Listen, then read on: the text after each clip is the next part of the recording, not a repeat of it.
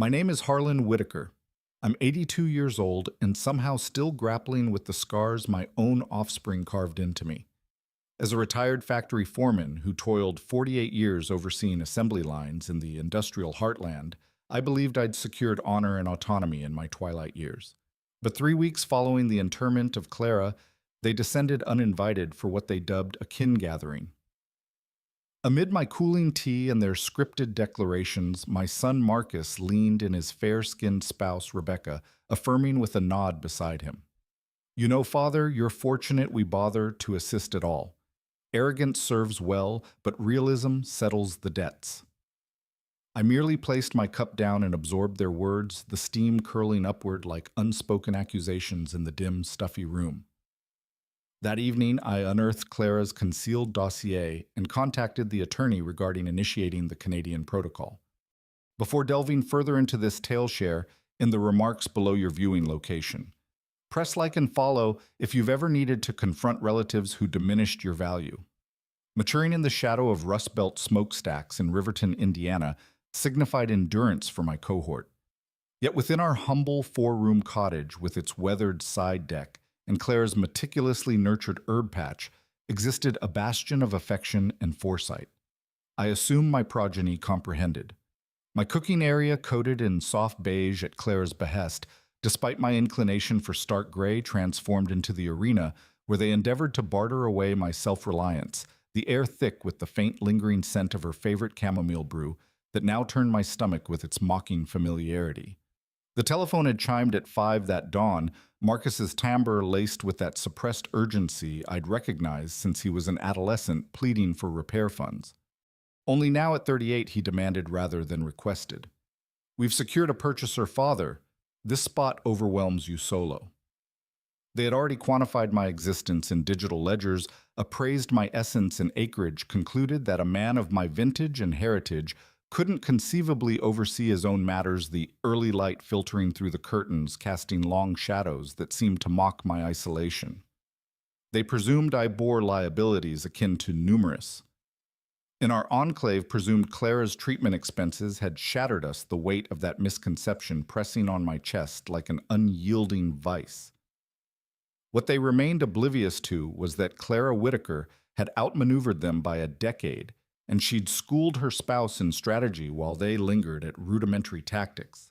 Her absence now a hollow echo in the quiet house that amplified every creak of the floorboards under my weary steps. Marcus, I uttered, maintaining composure amid the rising bile in my throat. You've orchestrated this extensively.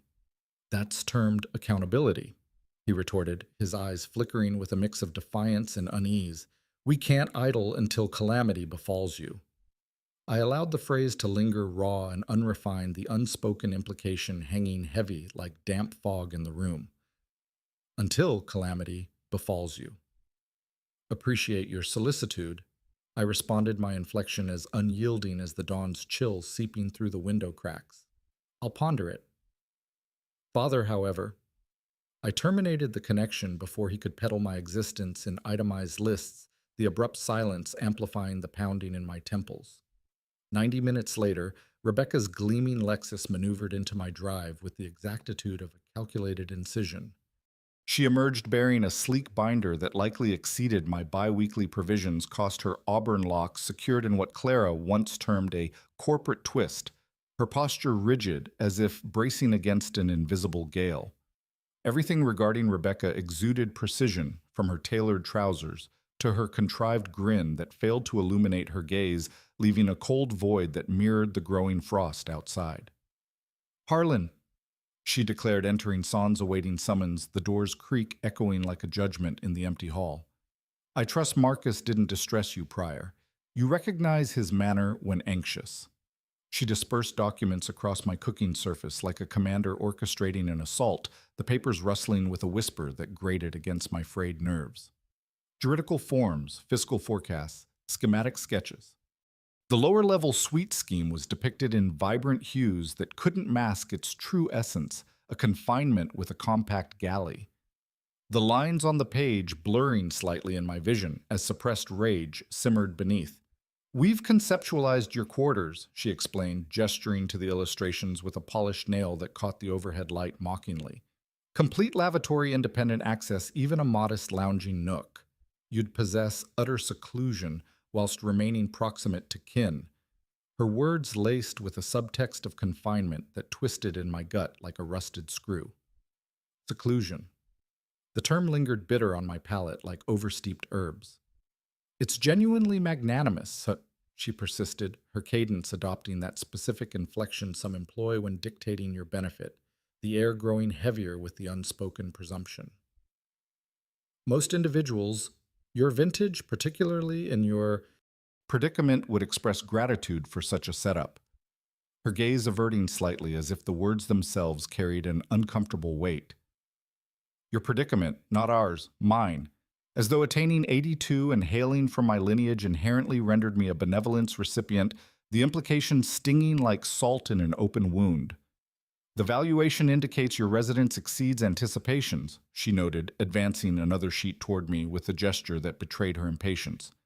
We could offset the builder fees for the lower renovation and retain ample for Lily's schooling. It's truly advantageous for all. Her smile fixed, but her eyes calculating the room's temperature seeming to drop as the implication settled. Advantageous. There it emerged anew, that expression implying universal gain save for the one being prevailed upon the faint hum of the refrigerator underscoring the oppressive quiet.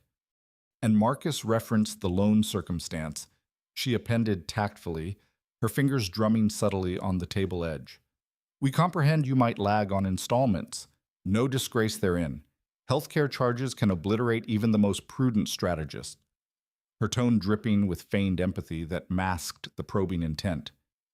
Ere I could rectify her presumption, my daughter Sophia's Accord arrived behind Rebecca's Lexus, the engine's rumble vibrating through the walls like an approaching storm. Sophia alighted, appearing as if she'd prefer elsewhere. Her caregiver's uniform creased from an extended rotation. At 45, she bore herself with the fatigued poise of a lone parent who'd mastered combating each skirmish doubly, her steps heavy on the gravel path that crunched underfoot like brittle bones. "Hey, Papa," she greeted, pecking my cheek, her clasp feeling remorseful, as though preemptively atoning for the impending. "Sophia," Rebecca chirped vibrantly, "impeccable arrival." "I was merely displaying your papa the lower plans." Sophia eyed the documents, then me, her expression flickering with internal turmoil that tightened her jaw subtly. "Papa, you realize I believe this could be, it might benefit you. Having kin near—" Her words trailing off, laced with hesitation that hung in the air like unspoken regret. Yet her inflection bore no assurance, and I discerned the strife in her gaze the way her fingers twisted the hem of her top nervously. This was my offspring who'd labored dual occupations to finance her caregiving certification, who'd never solicited a cent she couldn't reimburse her hands, calloused from years of lifting others, now stationed in my cooking area, conscripted into another's crusade. "We've all deliberated it," Rebecca proceeded fluidly.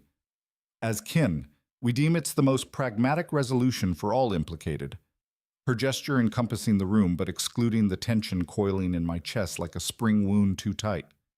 The term struck me like a corporeal impact. Kin.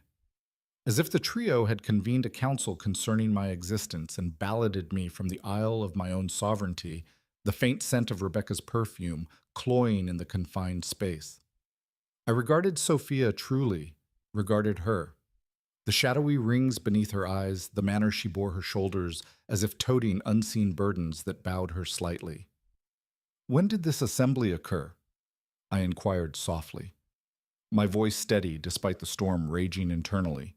She evaded my stare, her fingers clenching the chair back with white-knuckled grip. "Prior week. At Marcus's abode. We're concerned for you, Papa. Residing here solitary?" Her words faltering the lie evident in the way her eyes darted to the floor. Prior week.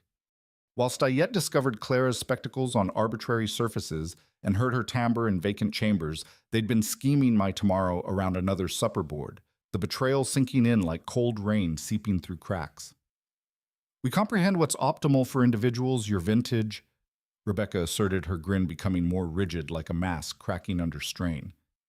The data on senior gentlemen dwelling alone are rather disheartening, her tone patronizing, the words landing like subtle barbs that pricked at my pride. Individuals your vintage. Not you precisely, Harlan Whitaker, who'd supervised a manufacturing plant with 300 workers and never absented a shift in 48 years. Merely individuals your vintage, a category to be administered and repositioned, the implication fueling a slow burn in my veins. The epiphany struck with crystalline acuity. This concerned not my welfare. This pertained to liquidating a holding that incidentally bore my appellation. And Clara, may she rest peacefully, had foreseen it far ere I had her memory. Now a ghostly presence in the room's stifling atmosphere. Post their departure, I lingered in the corridor for an extended period, the fading afternoon glow slanting through the frontal panes, illuminating motes on the sideboard. Clara's eyeglasses remained there neatly collapsed, atop a novel she'd never conclude, the pages yellowed with age and untouched promise. I extended to contact them, then halted, the gesture feeling like a threshold I wasn't prepared to traverse, my fingers trembling slightly in the cool air. My steps guided me unthinkingly to her den. The chamber scented of pine polish, and the subtle vestige of her fragrance, something herbal and understated that adhered to the drapes like a lingering whisper. Her workstation remained precisely as she'd abandoned it, stylus. Angled across a cream notepad, the edge of a missive protruding from beneath a heap of forms, the orderly chaos evoking a pang in my chest. I settled in her seat. The fabric was smoothed where her arms had reclined, and for the initial instance in 3 weeks my frame relaxed, the tension uncoiling like a spring released in the quiet solitude. There existed a lower compartment on the right, rigid from decades of adhesion. I tugged it ajar, the wood groaning in protest.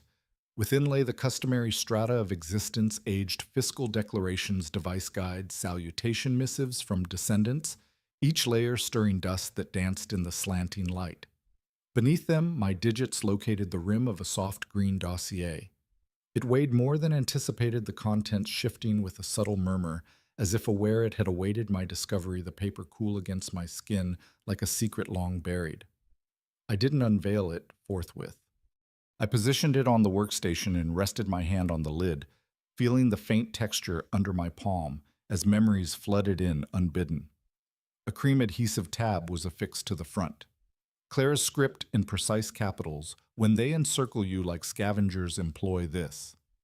I lingered there, the afternoon radiance warming one side of my countenance, and for the premier occasion since the burial, I sensed something beyond bereavement. It wasn't optimism, not yet, but it was guidance, a beacon cutting through the fog of grief that had enveloped me. When I ultimately unveiled the dossier, the initial item I beheld was a bundle of fiscal reports, accounts I didn't identify. Not the shared ones we'd maintained for eras, but personal ones, all under Clara's designation. One from a modest cooperative in a distant district, another from a digital institution I'd never heard her reference. Each held moderate amounts, $9,600 here, $14,800 there. Not riches, but sufficient to provoke curiosity, why they'd been segregated, the figures blurring slightly as I blinked away the sting in my eyes. Beneath the reports were estate papers. My respiration hitched when I viewed the primary, a title for a lakeside cabin in the Laurentian region of Quebec, acquired 12 years prior. The proprietor's designation, Clara Louise Whitaker. No reference to me, the omission hitting like a quiet thunderclap in the still room. I turned to the subsequent sheet. A correspondence from a legal practice in Montreal dated last autumn, verifying the estate's present worth and proposing to oversee a lease agreement. Clara had declined in a scrawled annotation at the base, not presently, maintained confidential. Confidential. The term perched there like a mystery she'd concealed even from me, the weight of it pressing on my chest amid the den's oppressive hush. There were additional papers. Vitality assurance policies. I'd never endorsed all designating recipients. I anticipated Marcus and Sophia, but one captured my attention, a fresher policy, considerably lesser, with solely one recipient enumerated, Lily Whitaker. No allusion to her guardians, the specificity evoking a surge of protective resolve. I reclined in Clara's seat, The pine-scented varnish in the timber appeared more potent now, blending with the tangy flavor that had ascended in my mouth, a metallic reminder of unspoken truths. Clara had invariably been intentional. She didn't overlook matters. If she'd withheld this from me, it wasn't lapse. It was tactic, her foresight now, a shield in the gathering shadows. I retrieved a lesser pouch nestled into the dossier's rear.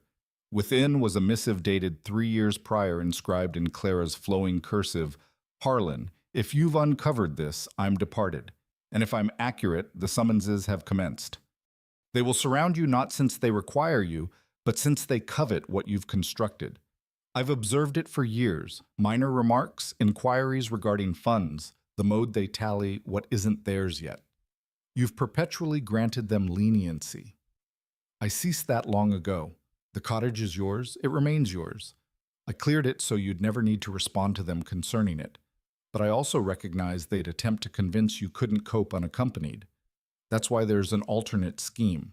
The cabin in Quebec is for you, but not documented yet. You'll discover directives in the rear. Adhere to them if you must vanish temporarily.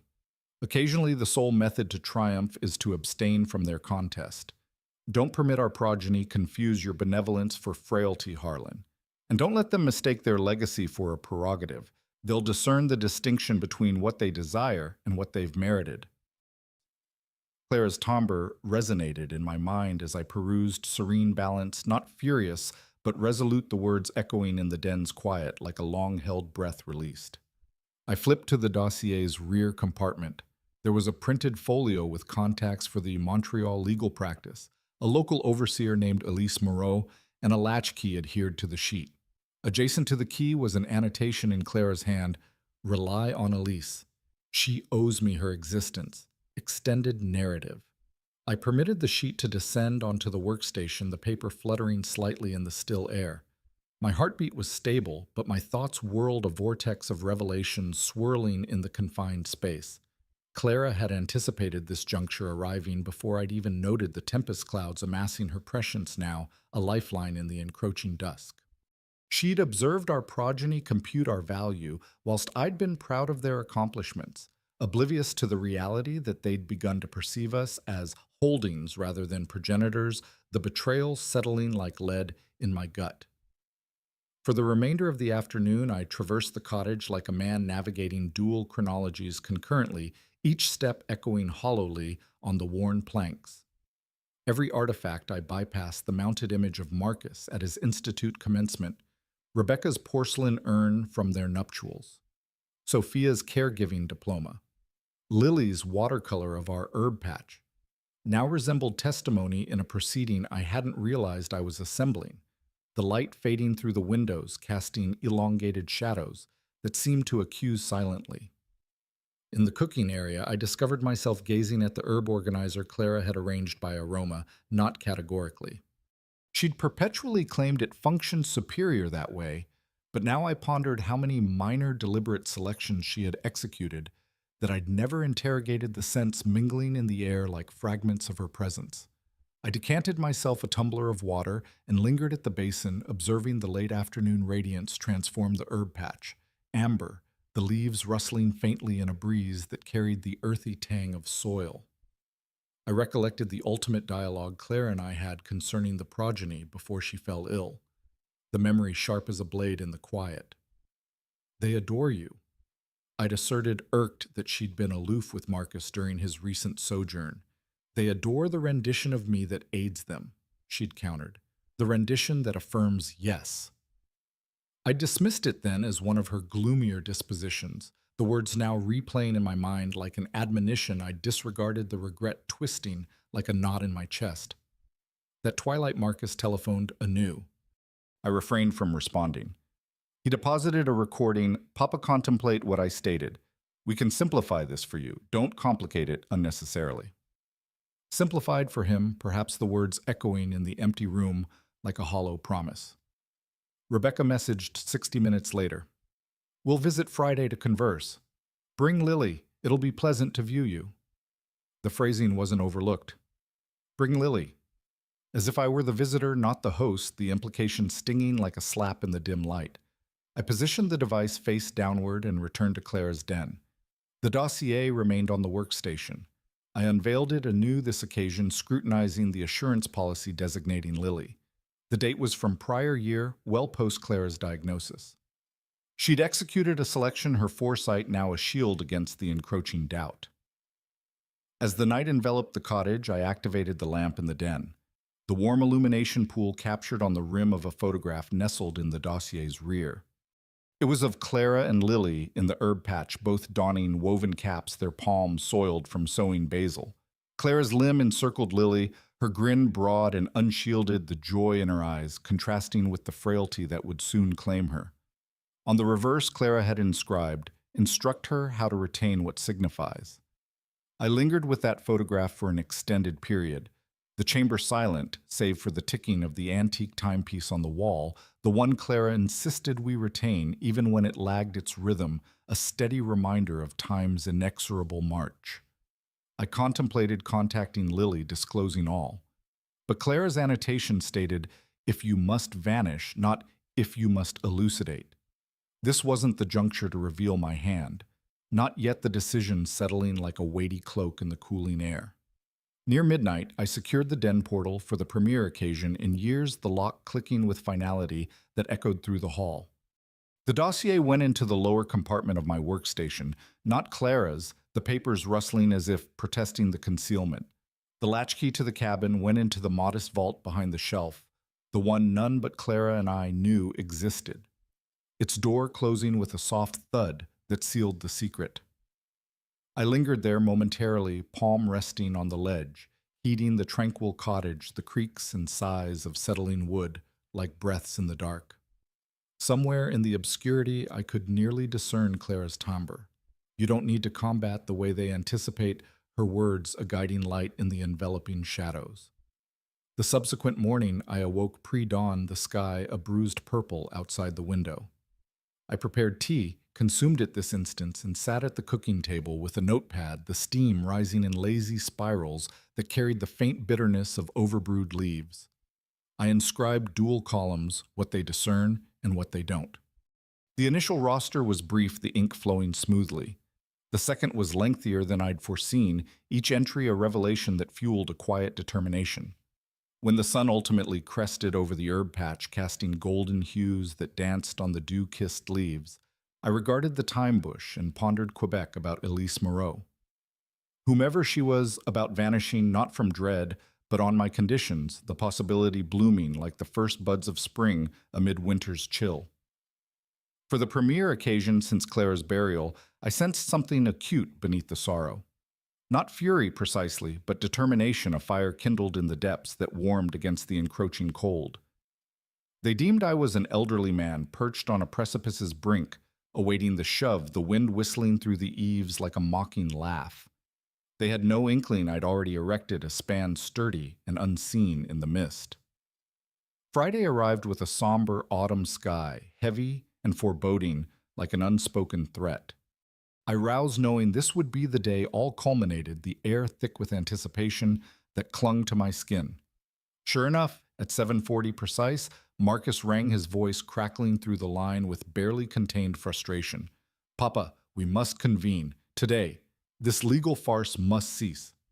"My cottage, 1 o'clock," I stated flatly. "Bring whomever you desire." At precisely 1, Marcus's Jeep arrived, trailed by Rebecca's Lexus, and a third vehicle I didn't recognize, the engine's growls, vibrating through the walls like approaching thunder. Marcus exited first, his mandible clenched like forged steel, followed by Rebecca, and a gentleman in a lavish ensemble who radiated counsel, from his impeccable trim to his polished boots that gleamed under the overcast light. They marched into my cooking area like an inquisition panel, the door slamming behind them with a finality that echoed my resolve. Marcus forewent courtesies. "Papa, this is Victor Hayes. He's been our kin counsel for years." His words clipped eyes darting around the room as if assessing its value anew. Victor proffered his palm with the calibrated warmth of a man who earned his livelihood maneuvering challenging individuals, his grip firm but insincere. "Mr. Whitaker, Marcus, and Rebecca have apprised me of the circumstance. I'm here to facilitate what appears a misapprehension. His tone smooth as oiled machinery, but his eyes calculating the space like a predator sizing prey. No misapprehension. I declared, remaining seated at my own table amid the growing tension. Your patrons aim to vend my cottage sans my assent, the words steady despite the pulse hammering in my ears. Victor grinned the manner some attorneys grin at men they believe they can manage a condescending curl that ignited a spark in my chest. I believe there's been confusion regarding the kin's intents.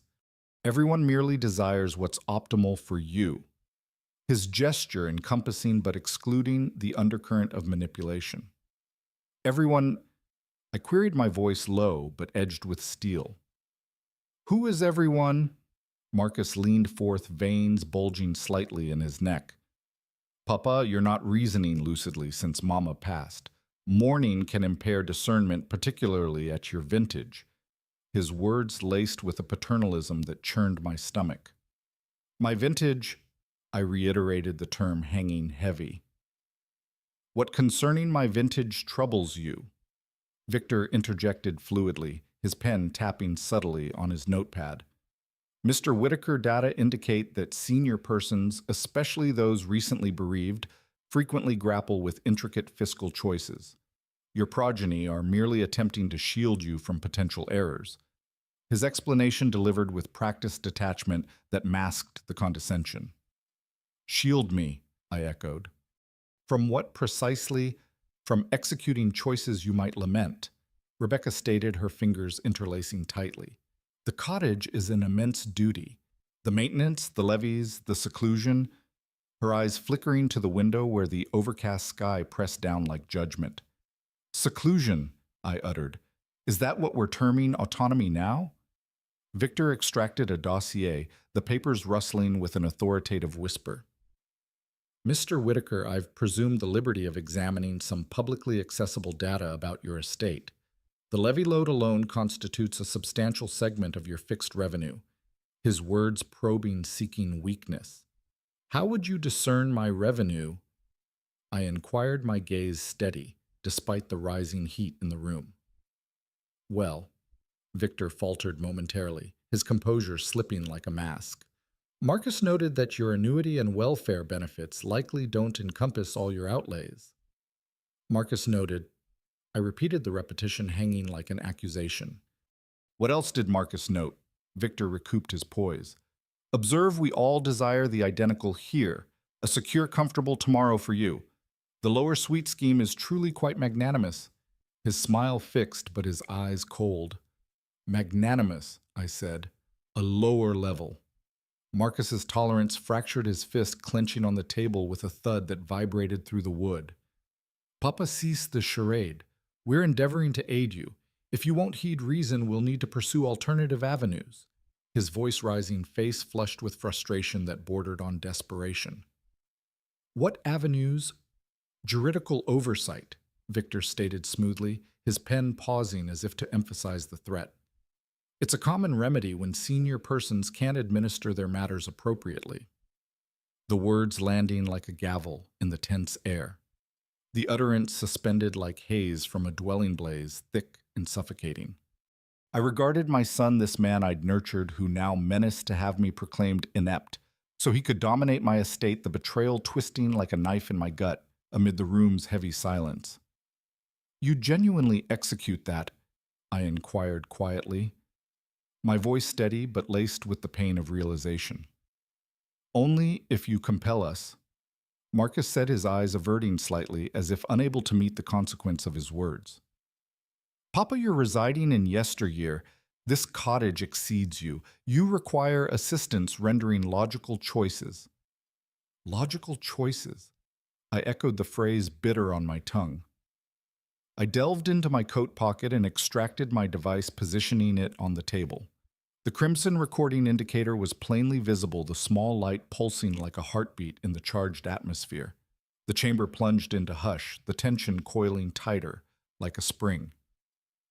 You've been capturing us, Rebecca gasped, her hand flying to her mouth as color drained from her face. I've been conserving dialogues, I stated calmly, though my heart raced with the gravity of the moment. For my safeguard. Victor's professional equanimity fractured his eyes, widening fractionally. Mr. Whitaker, in this jurisdiction, capturing dialogue sans assent is legitimate. I interposed when one participant assents. I assent to capturing my own dialogues in my own cottage. The words firm cutting through the air like a blade. I gazed directly at Marcus. You just menaced to have me proclaimed inept so you could dominate my estate.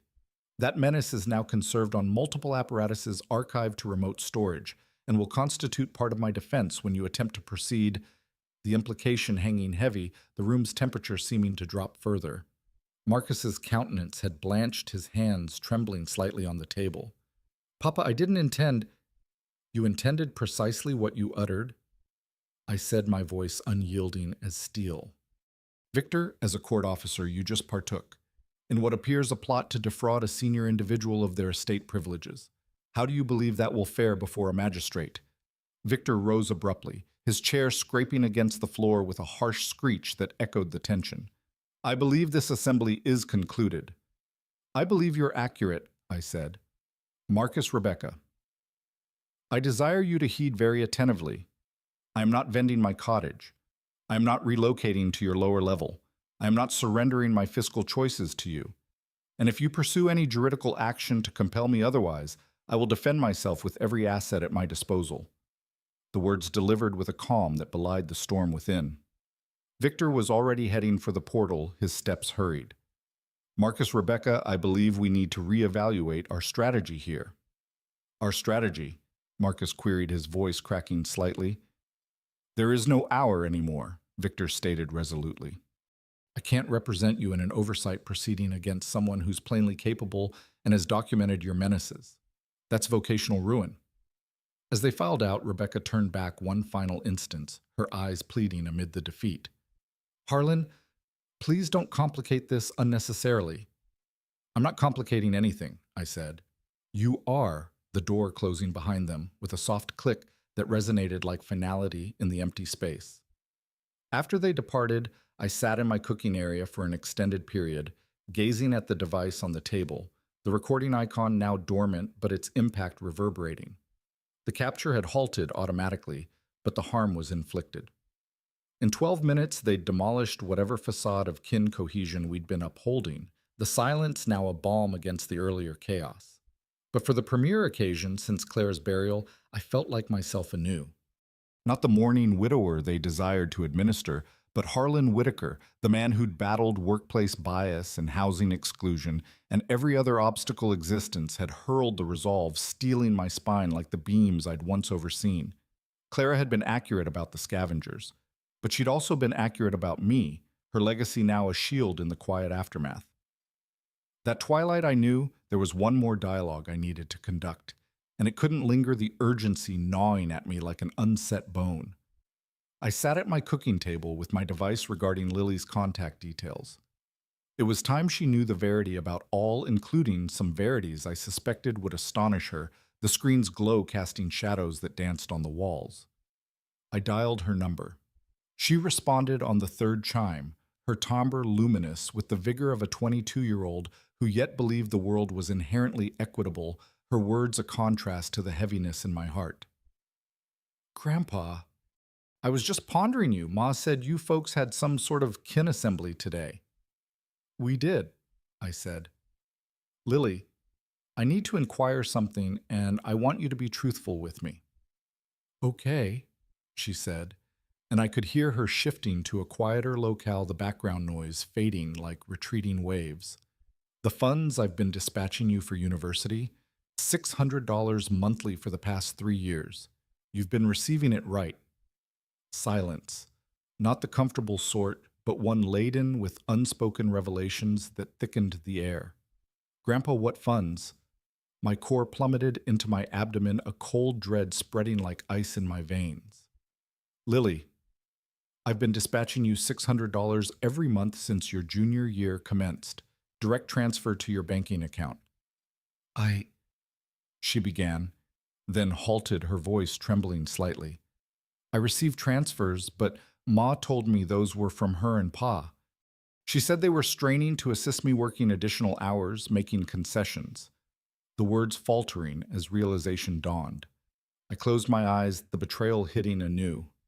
Clara had been right about everything, her prescience now a bitter vindication. Grandpa, are you saying those transfers are from you? Everyone, I said quietly, the admission heavy. $21,600 over 3 years. I could hear her respiration alter, becoming shallower, the sound crackling through the line like static. But Ma said, she said I should be thankful because they were opting my education over their own ease. Your Ma and Pa aren't funding your university, Lily. I am. The line went quiet for so long I thought we'd been severed, the silence oppressive like a gathering storm. Lily, I'm here, she whispered, her voice breaking. I don't comprehend. Why would they deceive? Because in our kin, pride is intricate. I said, my tone gentle amid the pain. Your Ma grew up observing her parents struggle, observing other families struggle. She learned that soliciting aid was shame, that being the aider was strength. She wanted you to view her as the strong one. But it's not their funds, Lily said, her words laced with dawning anger that mirrored my own suppressed rage. No, it's not. And they know that. They know precisely where every dollar originates. I confirmed the truth bitter on my tongue. I heard her begin to weep, not the theatrical cries of youthful heartbreak, but the subdued tears that accompany when the ground shifts beneath you, the sound piercing my heart. Grandpa. I composed them gratitude cards. I told all my companions how astonishing my parents were laboring so diligently for my education. I felt culpable every time I purchased something that wasn't absolutely essential, her voice cracking with the weight of betrayal. I know, dear. How long has this been occurring? Just the university funds. I hesitated, then resolved she merited the entire truth. The decision heavy but necessary. Your Ma has been administering my fiscal aid to the kin for years. When you needed your braces, when your pa's venture had that rough patch, when your bike malfunctioned. I've been aiding, but they've been claiming credit. Oh my God, she breathed, the realization sinking in. That's why they're so furious about the cottage matter. They're accustomed to having access to your funds. Smart lass. Clara's granddaughter, through and through, her insight a spark in the darkness. Part of it, yes. And the lower sweet thing, a way to regulate my expenditure while still having access to my resources. I explained the words tasting of ash. That's repulsive, she said, and I was proud of the indignation in her timbre. Good indignation, righteous indignation that fueled resolve. Lily, I want you to know that aiding you has been one of the greatest joys of my existence. Your education, your tomorrow, that's worth every cent. But you deserve to know who's actually making it possible. Grandpa? Yes, dear. I'm coming home this weekend, and I'm going to have some words with my parents, her determination evident, a fire kindled. You don't have to. Yes, I do. They let me feel guilty for using money that wasn't even theirs. They let me write thank you notes for sacrifices they never made. That's not just lying to me, that's making me complicit in the lie. Her words resolute, echoing Clara's unyielding spirit. After we hung up, I sat in my cooking area feeling something I hadn't anticipated relief, a weight lifting like mist burning off in morning sun. Not just because Lily knew the truth, but because she understood what the truth meant. She wasn't just angry about the deception. She was angry about being made to participate in it, the realization a balm on old wounds. Clara would have been proud. We'd raised a granddaughter who recognized manipulation when she saw it, even when it came wrapped in family loyalty, her insight a testament to the values we'd instilled. The relocation firm arrived at Marcus and Rebecca's residence on a brisk Tuesday morning at exactly 8, the truck's engine rumbling like distant thunder. I had specifically requested that time because I knew Marcus would be preparing for his shift, and Rebecca would be visible in her cooking window, blending her premium shakes and scanning community feeds on her tablet, the routine of vulnerability I now exploited. Gonzalez, the team leader, was a man who grasped the potency of precise timing, his crew efficient as a well-oiled machine. You certain about this location? He'd queried when I engaged him. Very certain, I'd said. and ensure they sign for everything. I observed from my vehicle parked 4 blocks distant as the ivory relocation vehicle lumbered down their pristine avenue. In Willow Ridge, relocation vehicles were spectacles. Neighbors materialized at Payne's Pet Walkers, decelerated runners discovered abrupt reasons to extend near sidewalks, the curiosity palpable even from afar. The team commenced unloading crates with systematic proficiency. Each crate was labeled in my meticulous script, Marcus Whitaker, personal belongings, from Harlan Whitaker. The particularity was deliberate. No ambiguity regarding who dispatched what to whom, the labels stark against the cardboard like accusations. Marcus's Institute Baseball Awards emerged from the vehicle first polished metallic figures that had once signified all, to a 19-year-old lad who believed triumph was gauged in home runs and grant proposals. Behind them, his varsity coat still encased in the cleaning wrap from 2004, never donned post-graduation because mature Marcus was abashed by adolescent Marcus's feats, the fabric whispering as it was placed down. The neighbors were unequivocally observing now. Mrs. Thompson, from adjacent, had forsaken all pretense and lingered openly on her deck with her mug steam rising like questions unspoken. The Carlsons across the way had their shades parted just sufficient to survey the proceedings. In a district where image was currency, a relocation vehicle at 8 in the morning was a scandal, imploring elucidation, the air crisp with autumn's bite, amplifying the scene's sharpness. Rebecca's matrimonial porcelain ensued the ornate arrangements she'd demanded registering for, but had never utilized because she perpetually fretted about nicks and blemishes. 14 arrangements for a woman who seldom hosted more than her reading circle, and even then favored throwaway dishes for ease, the china clinking delicately as boxes stacked. The team leader chimed the bell with the patient expertise of a man who'd conveyed challenging tidings before. Through my vehicle pane, I could discern Marcus respond in his Roblox, disheveled from slumber. Even from 4 blocks distant, his posture screamed bewilderment and escalating mortification, his shoulders tensing visibly. A printed note was affixed to each crate. Identical messages in my formal correspondence style. Marcus and Rebecca. These items have been stored in my cottage for over 25 years. As you are now interested in managing property and belongings, I thought you should manage your own first. All items are in the same condition as when you left them. Please acknowledge receipt. Harlan Whitaker. The elegance of the act wasn't in its malice, but in its utter rationality. I wasn't pilfering from them or harming their holdings. I was merely restoring what was already theirs, compelling them to confront the distinction between possession and storage, between accountability and convenience, the subtext a silent rebuke. Marcus emerged outside in his robe and footwear, probably hoping to minimize the display. Too tardy. The Carlsons' adolescent offspring was now openly capturing with his device from their front yard, probably already uploading to social platforms with tags about kin drama in suburbia, the digital age amplifying the humiliation. Rebecca materialized in luxury sleepwear that likely surpassed most people's weekly provisions. Budget her auburn locks impeccable even at 8 in the morning. She surveyed the crates with the countenance of someone who'd just uncovered cracks in her foundation, her hands clenching at her sides.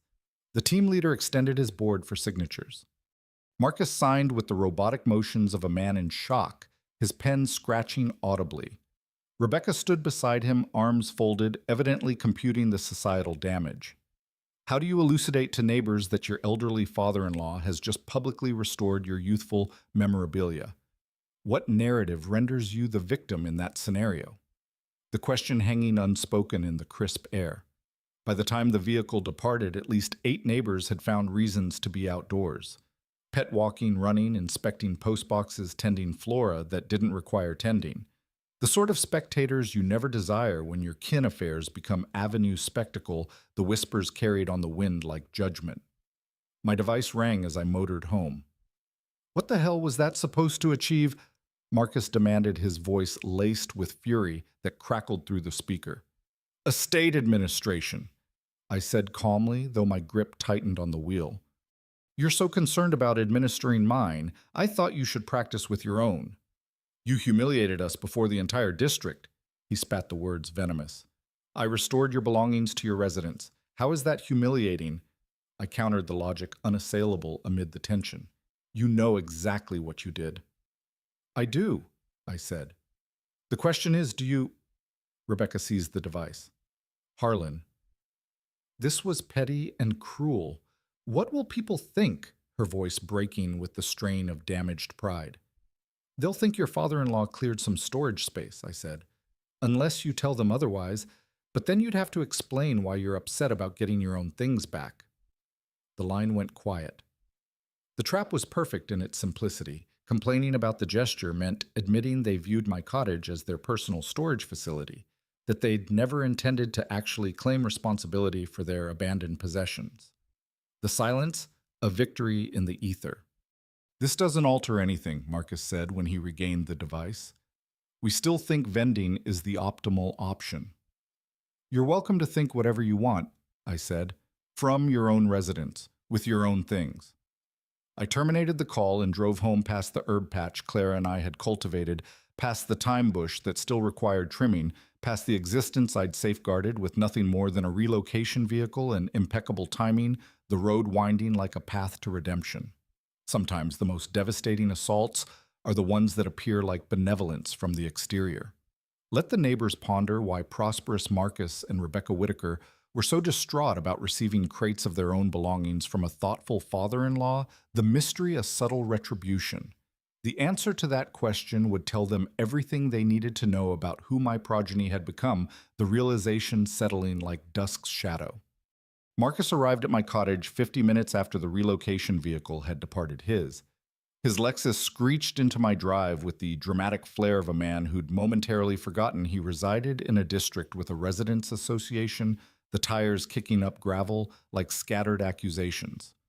Rebecca followed in her vehicle. Mascara trailed down her cheeks like battle markings smudged by defeat, her eyes red-rimmed in the harsh light. They didn't knock.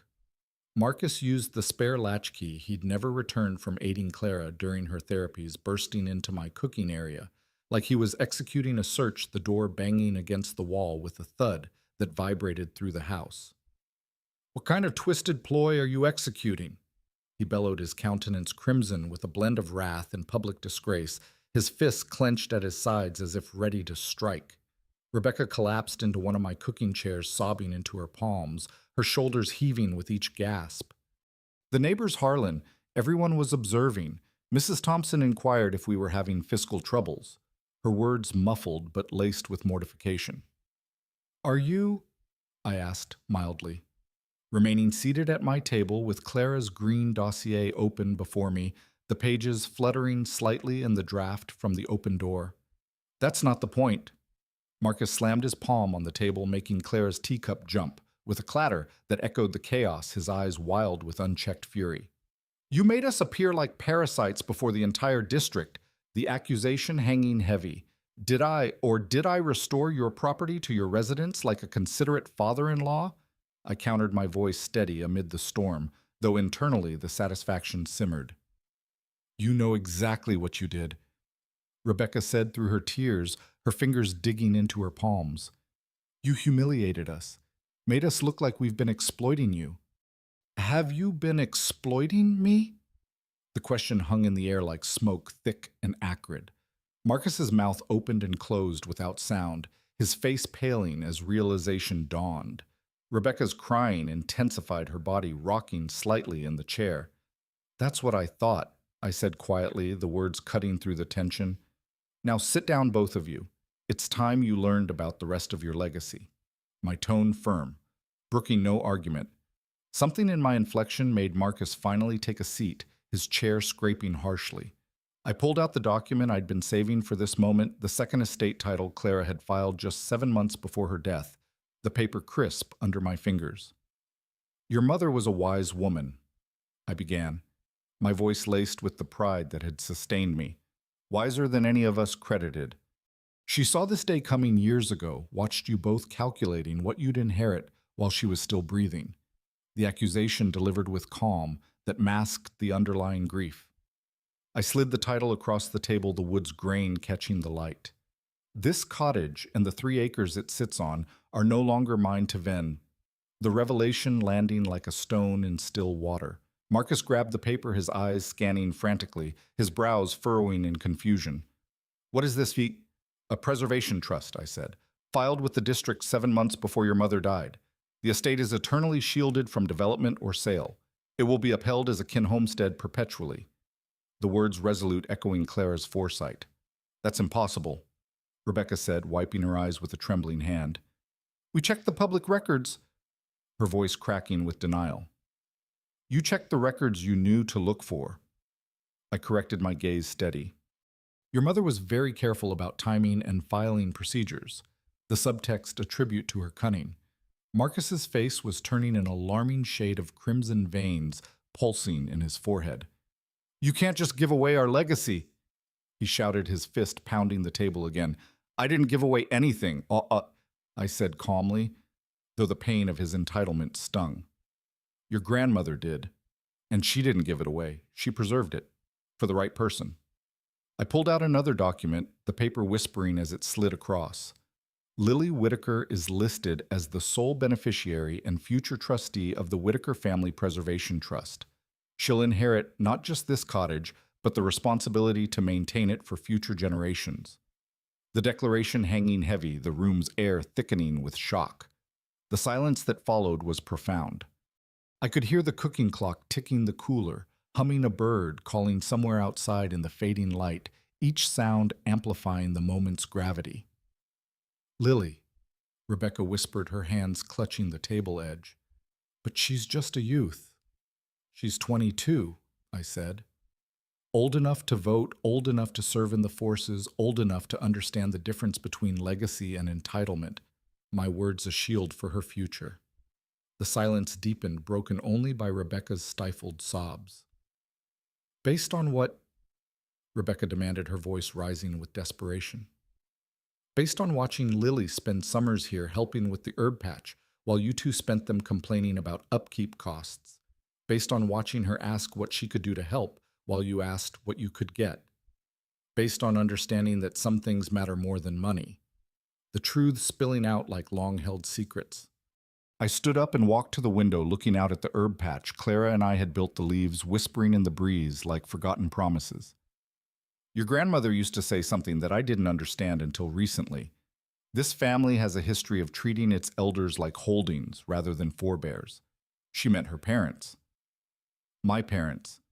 The way families like ours sometimes lose sight of respect in pursuit of resources. The words heavy with generations of unspoken pain. I turned back to face them. She saw you both doing the same thing to us, counting our cottage, our savings, our annuity payments like they were already yours, planning our burials before we were dead, the accusation raw, stripping away pretenses. Marcus stood up abruptly, his chair toppling with a crash. That's not fair. Neither is threatening oversight proceedings against a capable adult because he won't vend his cottage, I replied, my voice unyielding. Neither is lying to your daughter about who's paying for her university. Neither is treating your father-in-law's grief as an opportunity for estate speculation. The words landing like blows. Rebecca looked up at me with red-rimmed eyes, her makeup smudged like defeat. So that's it. 25 years of marriage into this family, and we get nothing. You get what you've earned, I said, which is a very expensive lesson about the difference between kin and opportunity. I walked back to the table and closed Clara's dossier with a final snap. The trust is irrevocable. The estate cannot be vended, cannot be loaned against, cannot be developed. Lily will inherit it when she turns 28, along with enough money to maintain it properly. What money? Marcus asked suspiciously, his eyes narrowing. The money your mother saved from all those loan payments we supposedly couldn't afford, I said. Turns out, when you clear your cottage early and invest the payment money for 7 years, it grows quite substantially. The revelation, a quiet triumph. I looked at both of them, these people who had been part of my kin for so long, I'd forgotten they'd never really understood what kin meant, the realization bitter but liberating. You can contest the trust if you want, I said, but I should warn you your mother anticipated that too. She left very detailed documentation about your fiscal expectations, your attempts to pressure her into equity loans, your suggestions about maximizing our holdings. Marcus deflated like a punctured tire slumping back. Rebecca just stared at the table, her fingers tracing invisible patterns. "There's one more thing," I said gently. "The trust has a provision that if anyone contests it or attempts to pressure Lily into vending, they're permanently barred from the estate. That includes visits, holidays, kind gatherings. Your mother wanted to make sure Lily could make her own choices without interference." I walked to the front door and held it open, the cool air rushing in like renewal. "I think we're done here." As they walked past me, Rebecca turned back one last time. "Harlan, please, we're kin." "Kin," I said quietly, "doesn't threaten to have you declared inept so they can steal your cottage." After they left, I stood in my cooking area for a long time, looking at the space where Clara's dossier had been. The cottage felt different now. Not vacant, but clarified. Like atmosphere shifting post-tempest, the air fresher, the shadows less oppressive. I picked up my device and called Lily. "Grandpa? How did it go?" "Your grandmother's scheme worked flawlessly," I said, relief coloring my words. "What happens now?" I looked out at the herb patch at the thyme bush that still needed trimming at the rosemary shrub Clara had planted the year Lily was born, the leaves glistening with dew. "Now," I said, "you come home and I teach you how to take care of what signifies." 4 days later, I stood in my sleeping chamber with a solitary valise open on the bed, regarding the garments that would carry me into my new existence, the fabric soft under my fingers, like promises yet fulfilled. 3 weeks' worth of blouses, slacks, undergarments, hose. The grooming set Clara had gifted me for our 25th commemoration because she adored the aroma of cedar. One image, Clara and me at Lake Superior in 1989, both of us chuckling at something I couldn't recall, but could still sense the joy preserved in faded colors. I'd contacted Elise the night prior. "I'm prepared." I'd told her the word steady. "Toujours?" she'd replied. "Always." The cabin has been awaiting. My voucher was for Saturday morning. One way to Montreal with a link through Chicago. I'd used Clara's voyage reserve card, the one she'd labeled "for when we venture." Funny how venturing looked so much like fleeing until you realized you were fleeing towards something. Instead, the distinction, a revelation in the quiet night. I was folding my last blouse when I heard the front portal open. Keys in the lock footsteps that belonged to someone who still believed she had the right to come and go as she pleased, the sound echoing through the hall like an intrusion. "Grandpa." Lily's voice carried through the cottage, hesitant but resolute, her steps approaching with purpose. I found her in the cooking area, standing next to a satchel that looked like it had been packed in haste, its zipper straining against the contents. Her locks were pulled back in a disheveled braid, and she wore the expression of someone who'd made a decision that terrified and exhilarated her in equal measure, her eyes bright with determination. "Going somewhere?" I asked, my voice light despite the surprise. "With you," she said simply. "If you'll have me." I sat down at the cooking table, suddenly feeling every one of my 82 years in my bones, the weight of the moment pressing down. "Dear, this isn't a holiday. I'm not returning." "I know." She sat across from me, her hands folded like she was praying or preparing for battle, her knuckles white. "Grandpa, I've been thinking about what Grandma wrote in that note, about teaching me how to keep what signifies. And I can't learn that from my parents. They've spent my whole life teaching me that what signifies is what other people think, what makes you look successful, what keeps you comfortable." Her voice grew stronger with each word, her posture straightening as resolve took hold. But Grandma knew different. She knew that what signifies is what you protect, what you build, what you pass on. I looked at this girl, this young woman who carried Clara's gaze and her own fierce intelligence, her presence a reminder of legacy enduring. "What about university?" I talked to my advisor. "I can take a gap year, maybe transfer to a Canadian institution, learn French, help you settle in, figure out what I actually want to study instead of what everyone expects me to study." Her words flowing with conviction. "Your parents will never forgive me." I said, the concern heavy. Lily's laugh was sharp bitter in a way that made me sad for what my progeny had taught her, the sound echoing in the room. "My parents are worried about their social standing in a district where they can't afford to live driving vehicles They can't afford to buy maintaining a lifestyle that depends on other people's money. I don't need their forgiveness for choosing something real. She pulled a folded paper from her pocket, the creases sharp. Besides, I wrote them a letter. Told them exactly why I'm leaving and what they'd have to do to earn me back. It's not cruel, but it's honest. I thought about Clara's letter about the way she'd seen this moment coming and prepared for it, her foresight a guiding hand. You know, there's no guarantee this will work out. Quebec is a foreign province. The language is different. The culture is different. Good, Lily said firmly, her eyes meeting mine without waver. Maybe different is exactly what I need. I studied her face, looking for doubt, for the kind of romantic idealism that would crumble at the first real difficulty, the scrutiny intense in the fading light. Instead, I saw something that reminded me of Clara at 22, fierce and uncompromising, and absolutely certain about what mattered, her spirit alive in the young woman before me. There's something else, I said, reaching for my device. Elise mentioned that your grandmother left some things for you in Quebec. A university fund, she said, but bigger than what you'd need for tuition. Lily's eyes widened, surprise flickering. How much bigger? I don't know. But knowing your grandmother big enough to give you real choices about your future. The flight to Quebec felt like journeying backward through history, the plane's hum a steady backdrop to reflection. For 5 generations, my family had been part of the industrial migration moving west from Indiana to find labor and dignity and space to breathe the landscape below, shifting from familiar plains to unfamiliar forests. Now here I was, Harlan Whitaker's great-great-grandson, moving in a new direction, not running from oppression, but toward possibility, the clouds parting occasionally to reveal glimpses of the world below. Lily slept for most of the flight, her head on my shoulder, looking younger than her 22 years amid the cabin's dim lighting. I watched the Great Lakes pass beneath us and thought about Clara, about how she'd somehow known this day would come and prepared for it. Not just the cabin and the money, but Lily herself. She'd been preparing Lily for this moment without any of us realizing it. Her influence a subtle thread woven through time.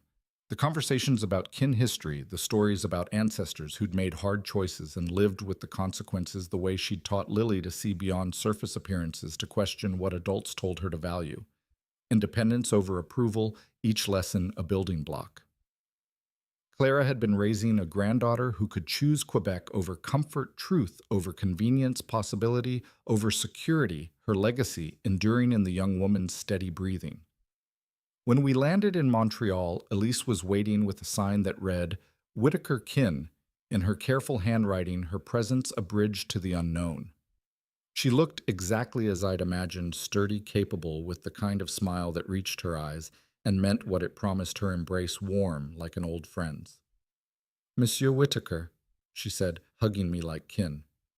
And this lovely young woman must be Lily. You knew I was coming, Lily asked, accepting Elise's hug with the easy grace of someone raised by Clara Whitaker, her curiosity evident. Your grandmother told me, Elise said simply. She said, one day Harlan will need to disappear, and when he does, the girl will follow. Make sure there's room for both of them. We drove through countryside that looked like a painting log cabin scattered across wooded hills, maple trees that had been standing since before the borders were drawn, their leaves turning fiery in the autumn chill. Elise pointed out landmarks, markets, the lake, where the locals fished, the diners, where she'd introduce us as Clara's kin, her voice a soothing narrative amid the unfamiliar terrain. Your Clara visited twice, Elise told Lily as we turned into the path with wooden fences. 3 years ago when she was ill but still battling. She stood in the yard behind the cabin and said, This is where Harlan will remember how to breathe, and where Lily will learn who she really is. The cabin appeared around a bend, timber walls and green shutters and shingle roof that had endured 100 Canadian winters. Wildflowers spilled over the garden fences like colorful welcome, the scent of pine heavy in the air.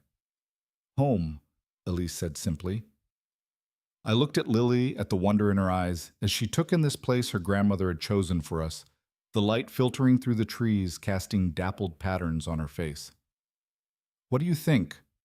I think, Lily said slowly, Grandma knew exactly what she was doing. That night after Elise had left us with fresh blankets and a basket of apples and promises to return in the morning, Lily and I sat on the porch, watching the lake turn from silver to ink, the water lapping gently against the shore like a lullaby. "Grandpa," she said, "do you think they'll try to find us?" "Eventually," I said, the stars emerging overhead like distant memories. "But by then we'll be ready." "Ready for what?" I thought about Clara's letter, about the Preservation Trust, about the university fund waiting in a Canadian bank, about all the ways she'd prepared for this moment without any of us understanding what she was building. Her legacy, a foundation solid as the earth beneath us. Ready to show them the difference between a kin that owns you and a kin that frees you. Lily leaned against my shoulder the way she had on the airplane, and I felt something I hadn't experienced since Clara died, the future opening up, instead of closing down a horizon vast and inviting. Tomorrow, we would start learning French. Tomorrow, we would explore the Hamlet. Meet the Neighbors begin the work of building a life that belonged to us instead of to other people's expectations, each step a testament to Clara's vision. But tonight we sat in the warm Canadian air and listened to the lake, 2 generations of the Whitaker family finally free to find out who we were when nobody was keeping score, the peace settling like a gentle fog. The cabin was everything Elise had promised, and more than Clara's letters had prepared me for its log walls, absorbing the morning light with a warm glow that invited lingering. Green shutters that looked like they'd been hung by someone who understood the difference between shelter and sanctuary, the wood creaking softly in the breeze like a living entity. The shingle roof had weathered blizzards and thaws with the resilience of something crafted for endurance moss, clinging to its edges like nature's embrace. Inside the floors were wide plank oak that felt grounded under my feet, each board telling a story of seasons past. The main room opened to views of birch forest that sloped down toward the lake, and I could see why Clara had chosen this place. It demanded nothing but presence, the air fresh with the scent of resin and earth that cleared the mind. "Your Clara came here during her therapies," Elise said as she guided us through the spaces, her steps light on the creaking boards. 4 times she informed no one. She would sit on the porch for hours scheming, her words evoking images of Clara's quiet determination. Lily ran her fingers along the hand-hewn shelves already stocked with tomes in French and English, the dust motes dancing in the slanted light. "Scheming what?" "Scheming you," Elise said simply. "Both of you." She knew this day would come. The kitchen was compact but equipped with iron skillets that shone like commitments and a window that framed the maple tree in the yard. Elise had provisioned the cooler with essentials, loaves, curd berries, cider, that she assured me was mild enough for midday sipping, the items arranged with care. "There is something else," Elise said, delving into her satchel. She extracted an envelope, ivory and substantial, with Lily's name scripted in Clara's unmistakable hand. "She gave this to me 3 years ago. Said to give it to the girl only when she was here in this cabin, ready to heed." Lily took the envelope with the reverence of someone handling sacred text, her fingers tracing the seal. "Should I read it now?" "That is for you to decide," Elise said, "but I think your grandmother would want you to read it where she wrote it." She led us to a modest desk by the window positioned so the writer could gaze out at the yard while laboring. The wood was worn smooth in places, and I could imagine Clara sitting there during her secret visits, planning our liberation amid the rustling leaves outside. Lily sat at the desk and opened the envelope, the seal breaking with a soft tear. Her eyes moved across the page, and I watched her expression shift from curiosity to recognition to something deeper, her breath catching slightly. When she finished, she looked up at me with tears glistening, the light catching them like dew. "She knew," Lily said quietly. "She knew exactly what they would do, exactly how I would feel, exactly what I would need to hear." "What does it say?" I asked, my voice soft in the hushed room.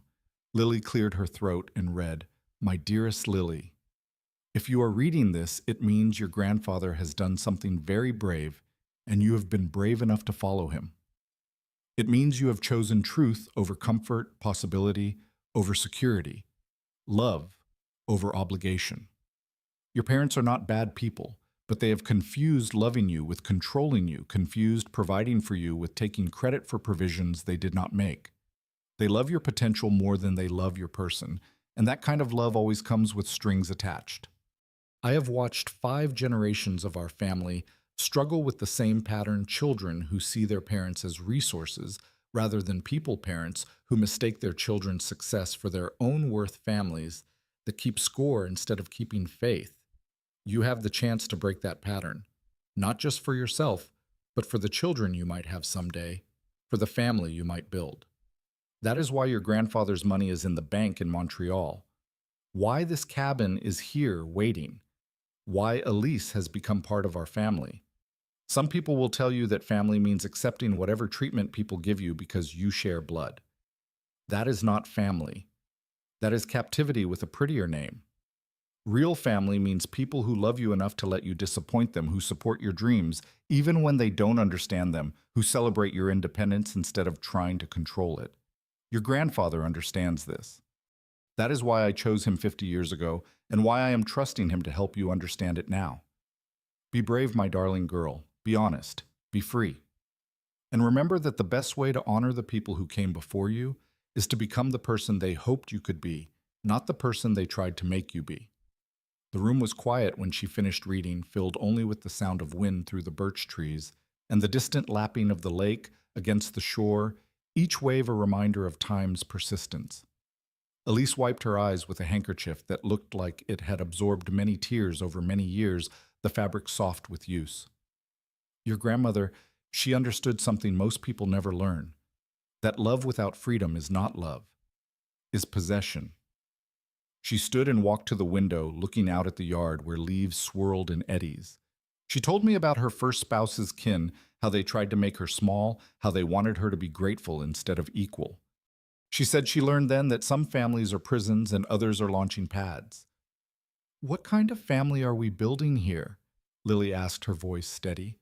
Elise turned back to us with the smile of someone who had found her answer through hard experience, her eyes warm. "The kind that teaches you to fly, not the kind that clips your wings." We spent the afternoon exploring the cabin and yard.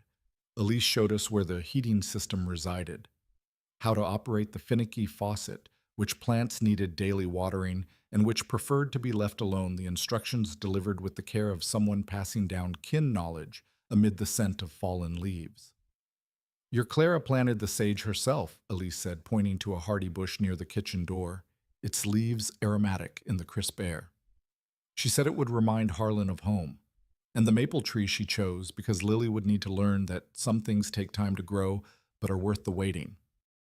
As evening approached, Elise prepared to leave, the sun dipping low and casting long shadows. "Tomorrow, I will take you to the bank in Montreal. Your grandmother's gift is waiting there.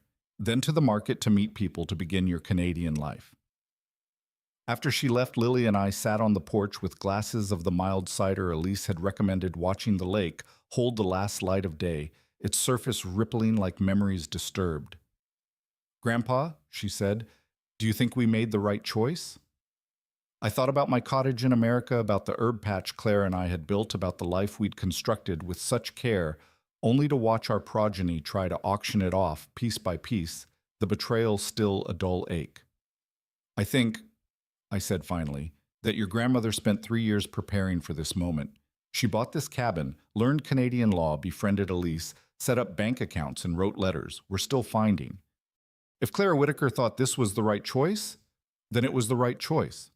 Lily leaned back in her chair and looked up at stars that seemed brighter here than they ever had in America, the sky vast and unpolluted. "I want to learn French," she said. "I want to understand Elise when she talks to her neighbors. I want to know the names of these flowers, the history of this place, the stories that made Clara fall in love with it." "We have time," I said. "That's the gift she gave us.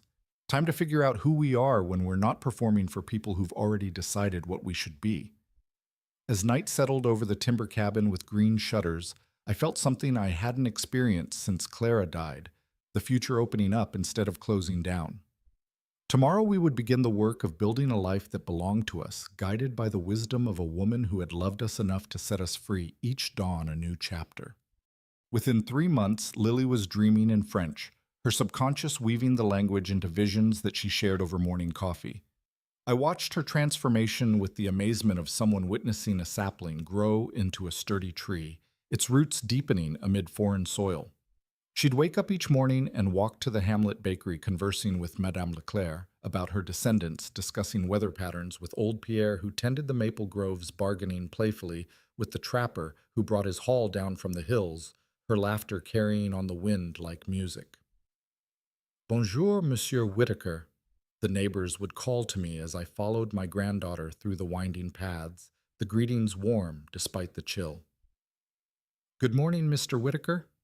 They'd known us for 12 weeks, but in a hamlet where some families had lived for 12 generations, that was enough time to be accepted the community a tapestry of enduring ties. Elise had introduced us properly, which in a Canadian hamlet means explaining not just who you are, but why you belong. Her words a bridge. "This is Clara's spouse and granddaughter," she would say. "Clara was the American woman who helped my family stay together. Now they are our family too." It was a simple equation that transcended borders and tongues. Clara had helped Elise. Therefore, we were welcome. In a culture that valued loyalty and gratitude, that was passport enough, the acceptance a quiet embrace. Lily threw herself into community life with the enthusiasm of someone discovering she had talents she didn't know existed, her energy infectious. She helped Elise's daughter Marie with French tutoring for local children. She organized a weekly conversation group where French speakers could practice English while she practiced French, the sessions filled with laughter and halting phrases. She even convinced the hamlet pastor to let her help with the church's outreach to indigenous newcomers, using her grandfather's experiences to build bridges across cultural divides. Her empathy, a natural gift. "Your granddaughter has a gift," Elise told me one evening as we watched Lily mediate a heated discussion between two hamlet women about land rights, her hands gesturing calmly amid the fray. "She sees connections where other people see only differences." Her observation laced with admiration. It was true. Lily had inherited Clara's ability to find common ground in disputed territory, to translate not just language, but intent to build understanding where others saw only conflict, her presence a healing force. One afternoon, while helping Elise organize her late spouse's papers, the documents yellowed and fragile. I discovered something that explained Clara's connection to this place more fully, the revelation unfolding like a hidden map. Hidden in a folder marked vital records were university transcripts for Marie Moreau and her brother Luc. Both had attended college in Montreal. Both had graduated with honors. Both had their tuition payments traced back to an American benefactor, Clara Louise Whitaker, the sums meticulously recorded. "She never told you," Elise said when I confronted her with the documents, her eyes softening with memory. "Your wife, she paid for my children's education. All of it. College books, living expenses. 9 years of payments, never missed one." I sat heavily in Elise's kitchen chair, overwhelmed by another layer of Clara's secret generosity, the wood creaking under my weight. "Why didn't she tell me?" "Because she knew you would worry about the money. You were saving for your own granddaughter's education. Clara, she found other ways to help my family without taking from yours." "Other ways?" Elise smiled with the fondness of someone remembering a dear friend's harmless deception. "Your wife, she was very good at finding extra work, translating documents, tutoring newcomer children, helping people fill out government forms. She told you it was volunteer work." "It was volunteer work." "Oui, but volunteer work that paid. She would take no money for helping people, but she would let them pay for her children to go to school in Canada. Very clever woman, your Clara."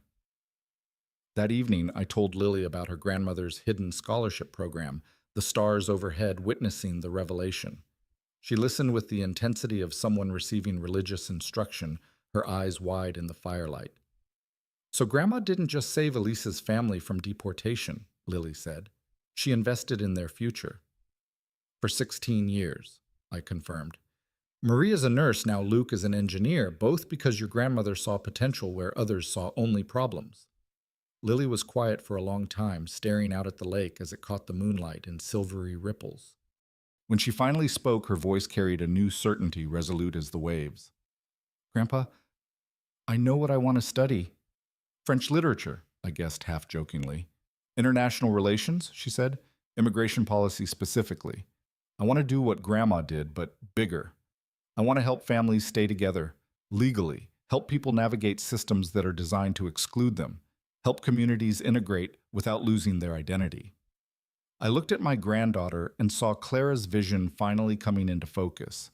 Not just the escape plan, not just the financial security, but the purpose. Clara had brought us here not just to hide from our family's greed, but to show Lily what generosity looked like when it was practiced as a way of life rather than a tax deduction, her legacy enduring. There's a good program in Montreal, Elise said the next day when Lily told her about her decision. Marie knows the professors there. She could make introductions. And my French is getting good enough for university classes, Lily added. I've been reading policy documents with the pastor.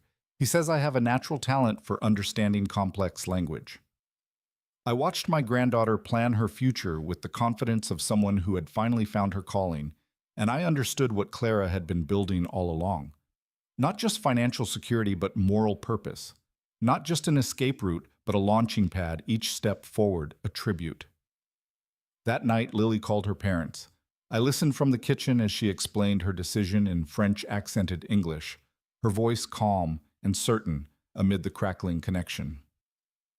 I'm studying international relations at the University of Montreal, she told them. Grandpa is helping me apply, and Elise's daughter is helping me prepare for the entrance exams. I couldn't hear their response, but Lily's reply was clear. No, I don't need your permission, and no, I don't need your money. Grandma took care of everything. When she hung up, she found me in the kitchen preparing supper, the aroma of stew filling the air. They're not happy, she said simply, her expression untroubled. Are you? She considered the question seriously the way Clara had taught her to consider all important questions, her brow furrowing slightly. I'm not happy the way they want me to be happy, she said finally, but I'm happy the way Grandma wanted me to be happy, the way that comes from knowing you're building something that matters. That I realized was the difference between the kin we'd left and the kin we were building. One measured happiness by compliance, the other by contribution. One valued comfort, the other valued character, the distinction a profound shift. Clara would have been proud of the progress. Slow, difficult, honest progress toward the kind of kin that frees instead of binds each day a step forward. 1 year after our arrival in Quebec, I stood in the yard behind our timber cabin, watching Lily practice her French with Elise's grandson, who was visiting from Montreal, their laughter mingling with the rustle of leaves. The conversation flowed between languages like a river finding its course, and I marveled at how natural it had become for her to exist in two worlds simultaneously, her adaptability, a testament to resilience. The trust fund Clara had established matured on Lily's 23rd birthday, making her independently wealthy in a way that had nothing to do with her parents' expectations or my charity. $250,000 carefully invested and grown over the years, Clara had been planning our escape. Enough for Lily to attend any university she chose, to build any life she envisioned to never again have, to calculate the cost of disappointing someone who claimed to love her the sum, a foundation for freedom. I want to use some of it to expand Elise's immigration assistance program. Lily told me when the lawyers in Montreal explained the terms of her inheritance, her eyes alight with purpose. Grandma would have liked that. She was right. Clara would have loved seeing her granddaughter choose generosity over security purpose, over comfort, the decision echoing her own acts. Sophia had visited thrice now, carefully and respectfully staying in a small inn in the hamlet, rather than assuming she could occupy our space, her presence tentative but sincere. The conversations were still tender, still careful, but they were real in a way that our old kin dynamics had never allowed. She was learning to see Lily as an adult rather than a project, learning to see me as a person rather than a resource, each visit a bridge rebuilt. Marcus and Rebecca's marriage had not survived the revelation that their lifestyle had been subsidized by the man they'd tried to warehouse in their lower level. The fallout. A storm of recriminations. The dissolution proceedings were acrimonious, and public fought over assets that had never really belonged to either of them. Their Willow Ridge neighbors had the scandal they'd been waiting for, and both Marcus and Rebecca had learned the hard lesson that social standing built on borrowed money collapses quickly when the borrowing stops the consequence a harsh teacher. But that was their story to write now, their consequences to manage. I had taught them what I could about dignity and respect and the difference between love and ownership. Whether they chose to learn those lessons was no longer my responsibility, the detachment a quiet victory. In the evenings, Lily and I would sit on our porch with glasses of cider and Canadian cheese, watching the lake hold the last light of day, its surface a mirror of the sky. These conversations had become my graduate course in parenting, teaching me things I wished I'd understood when my own progeny were young, each exchange a revelation. The difference between helping and enabling, I told her one night, the stars twinkling above like distant hopes, is whether your help makes someone stronger or more dependent. The difference between love and control, she replied, her voice thoughtful, is whether you celebrate someone's independence or try to prevent it. We had both learned Clara's final lesson that the greatest gift you can give someone is the strength to live without you and the wisdom to choose to be with you anyway. The insight profound. As the Canadian stars appeared overhead, I thought about the man I'd been a year ago standing in an American cooking area, while his progeny auctioned off his dignity, the memory distant now. That man felt like a stranger now, someone I'd once known, but had outgrown the transformation complete. Clara had known this day would come. She'd known that sometimes the only way to save a kin is to leave it, that sometimes the only way to teach love is to withhold it until it's offered freely, that sometimes the greatest act of faith is trusting people you've raised to find their own way back to the values you tried to teach them, her wisdom enduring. Lily fell asleep reading policy texts in French, and I covered her with the blanket Clara had brought from America during one of her secret visits, the fabric soft with memories. Tomorrow she would wake up and continue building a life that belonged entirely to her, funded by a grandmother's foresight and guided by principles that could not be bought or sold, each dawn a new beginning. The cabin settled around us with the contentment of a place where people were free to become who they were meant to be, the wood creaking softly like a lullaby. In the distance, the lake kept its eternal conversation with the shore, speaking the language of persistence and change, and the patient work of shaping stone into sand, a rhythm eternal. I thought about calling Sophia, sharing this moment of peace and possibility. Instead, I decided to wait. Some gifts are best received when they're not expected, when they arrive as surprise rather than obligation, the timing, a subtle art. The last light faded from the lake, and I went inside to prepare for sleep, the air cool and invigorating. Tomorrow would bring new French words to learn, new policy concepts, for Lily to master new ways of understanding what it means to build a kin based on choice rather than circumstance, each day a canvas. Clara's scheme had worked perfectly. She'd given us not just financial security, but moral clarity, not just a place to hide, but a reason to hope. In teaching us how to leave, she'd taught us how to love. In setting us free, she'd shown us how to build something worth protecting, her legacy, a beacon. True kin wealth isn't measured in estate or legacy, but in dignity, respect, and the wisdom to know the difference between love and manipulation. Clara Whitaker understood that sometimes the greatest gift you can give your loved ones is the strength to stand alone when necessary. She taught that elder wisdom comes not from accommodating disrespect, but from setting boundaries that protect both your legacy and the character of those who would inherit it. The real inheritance she left wasn't money or property, but the example that self-respect is never too expensive and kin love should never require you to make yourself smaller to make others comfortable. Before you go, ask yourself this question: are the people in your life loving who you are or loving what you can do for them? If this story inspired you to evaluate your own kin dynamics, subscribe for more stories about courage, boundaries, and the difference between helping and enabling.